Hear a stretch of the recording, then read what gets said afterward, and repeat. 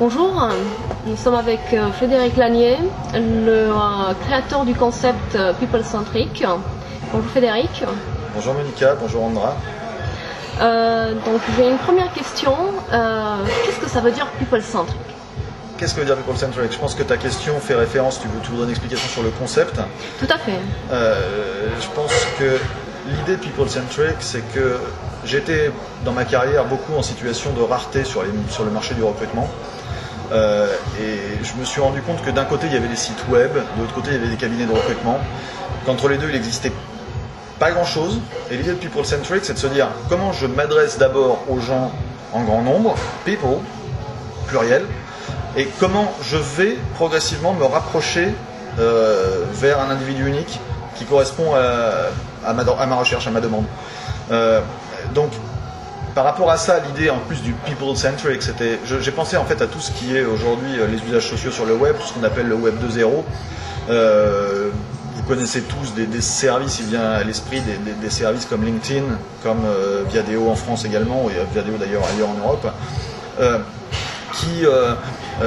qui permettent aux individus de s'exprimer dans un espace qui est le leur et de faire des liens entre eux. Moi j'ai pensé qu'en fait il fallait aujourd'hui utiliser ces concepts de marketing 2.0 au travers des flux RSS, au travers d'espaces de publication, en permettant aux individus également de nous mettre à disposition des vidéos de présentation d'eux-mêmes, que ce serait le moyen de réunir un maximum d'individus dans une démarche personnelle.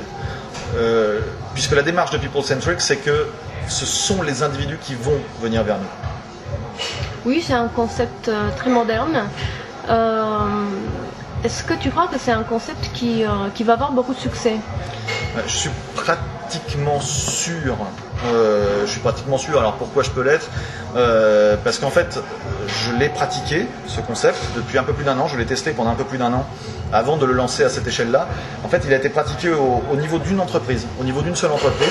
Et il a permis de recruter plus de 100 personnes en un an, sous une seule en-tête, sous un seul logo, sous une seule bannière. Tandis que là, en fait, dans People-Centric, on va avoir un certain nombre de recruteurs, d'annonceurs qui vont venir et qui vont probablement nous permettre de passer de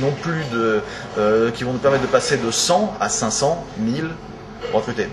Voilà. Alors, ce qui aussi me permet de dire ça, c'est que je connais les statistiques qui sont les nôtres là-dessus. J'ai une très très bonne idée du taux d'abonnement aux pages RSS qu'il peut y avoir sur des sites de recrutement.